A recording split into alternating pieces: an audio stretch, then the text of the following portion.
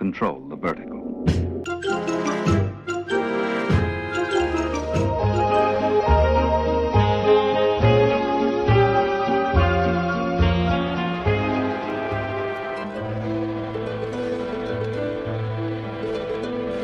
Welcome to Anthologic, the TV anthology podcast. I am your host, Mark. Anthologic is a podcast dedicated to exploring the good, the bad, and the odd of horror, science fiction, and the best of mystery suspense anthology shows and series on TV.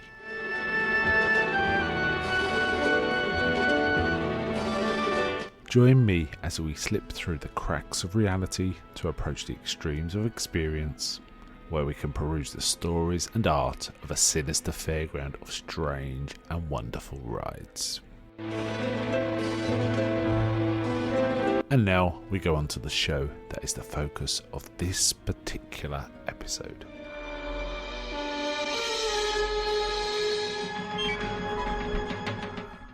Welcome to this episode of Anthologic with your host Mark. Today we are going back to the 40s to talk about an anthology show called Suspense. Now I have talked about an older show than this. Actually, this is probably the second oldest we've talked about. I talked about a show in episode 143, a series called Lights Out. Which actually started in 1946. However, the episode of Suspense I'm going to talk about tonight aired in 1949, and the actual episode of Lights Out we talked about was from season 3, episode 7, which is the earliest one I can find, which actually aired on October 1950. So the one that we are talking about tonight is probably the earliest show I have talked about so far. It is the pilot of Suspense, and it first aired on January the 6th, 1949, so almost 1948 this was. Now, Suspense itself originated as a radio show, and this was often the case with these early anthology shows. There was lots of dramas and so on radio, horror and everything, and anthology series were rife. Now this, so the original show called Suspense was ran from 1942 to 1962, 20 odd years, and the TV show ran from 49 to 54. However, in that short 5 years it managed to pack in 260 episodes in all, which is quite an achievement. 6 seasons, and it appears that most of them are still kind of available, and this first one is called Goodbye New York. They were often broadcast live, and the ads were kind of integrate. You dip in and out of the show and get the ads. It was sponsored by a company called the Autolite Corporation, and they were promoting things like spark plugs and car batteries and headlights, car parts basically. And in fact, the host of the show was dressed in the Autolite outfit, like a mechanic's outfit. The host was called Rex Marshall, and he would. The show closed. This first pilot show closed with him talking about always ask my name and all of this kind of stuff. It's kind of interesting. This is a mainstay of these early shows, TV shows. The ads were kind of built into the show. There was no distinguishing, not built in, but the show just stopped and the ads came on, and then vice versa. And the ads were tended to be for one product only in these early shows. Some of the earlier scripts of the whole series were adapted from the radio version, but some were adaptations of existing works by the likes of Agatha Christie, Poe, Charles Dickens, as well as modern authors that we would know now, recognise the names now. Roald Dahl, who's famous in the short story and anthology world, and Gore Vidal. And certain actors that appeared in it in this show, Suspense, included Bela Lugosi and Boris Karloff, and slightly younger Lloyd Bridges, Cloris Leachman, Leslie Nielsen. Those are the kind of ones, people that were in it. I was mistaken when I said most of the shows still seem to exist. There was actually 90 existing episodes of the 260, so there's 90 of those. and they're available in a box set apparently on DVD, but they're also showing on Tubi. My version I saw on YouTube, so there are probably many episodes on YouTube as well. There was also a Marvel tie-in, which is a bit odd, right? When you think about it, there was Suspense comics produced by Marvel. But it says based on the CBS radio / television series. So yeah, this was done by CBS.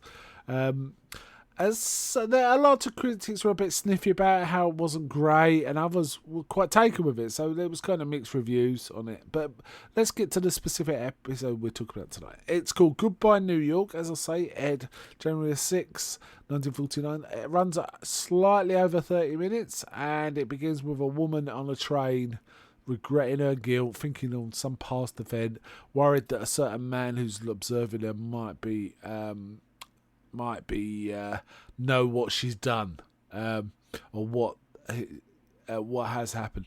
And the whole story involves a couple down on her luck. The rent collector's banging on the door and they've not got any money and stuff like this, where her husband is trying to gas himself, but she manages to stop him and they talk it around. Now Ray, the husband, can't find work. He's been blacklisted by a previous employer, so he's kind of desperate. Essentially, basically there's a murder. Ray murders his boss and gets $500. But he doesn't tell Mary, the lady, but she kind of works it out and then reveals it. She goes and buys him a suit for some reason, and then there's all sorts of shenanigans about the suit. She tells the tailor it's for her brother and she wants it off the peg, but then she tells someone else it's her husband, and people start putting stories together and it doesn't add up, and they're all worried that. And they're also worried the rent collector, if they suddenly give him a load of money, he'll be suspicious. So they decide to leave town. So they get on the train, and then we get back to Mary sort of wondering about the stranger watching her. That's how it all started.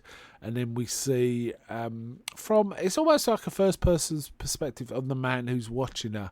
He gets asked for his ticket, and we see him pull out his wallet and flip his badge. He's a cop. He's after them. So, yeah, they're caught out. Right, so this isn't a horror show. It's a drama, suspense, crime kind of show. But it was okay, considering it was made in 1949, and it was live, and many of these early productions were live. It was stood up. I mean, there were some gaffes, some of the acting was a little wooden, but it wasn't bad at all.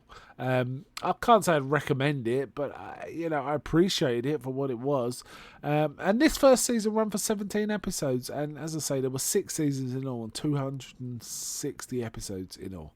And given its age, it does stand up quite well. Obviously, a decade later, we'd have the likes of the Twilight Zone and so on, which elevated the material greatly. It was filmed, it wasn't live, and sort of the production cycle was way different from these early TV series. Early TV series generally were treated by the people doing them as more like plays than actual artifacts to keep. So that was the kind of view. Which explains a lot of why a lot of it's been wiped, because there wasn't much regard to storage of this material.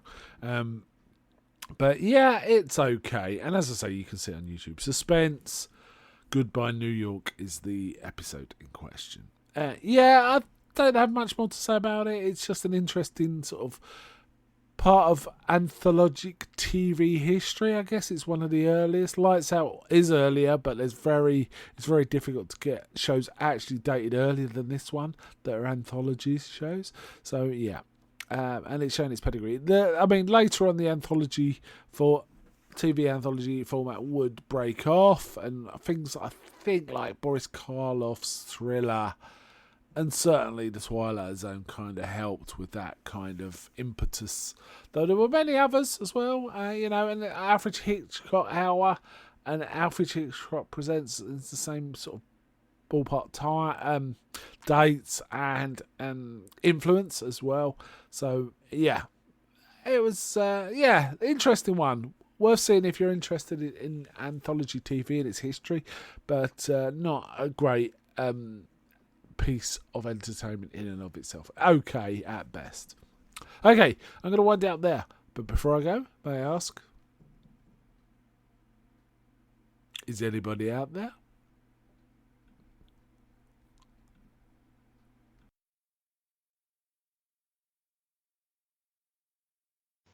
I'm not.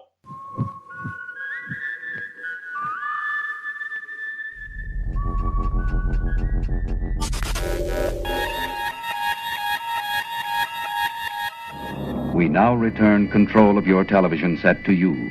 Until next week at this same time, when the control voice will take you to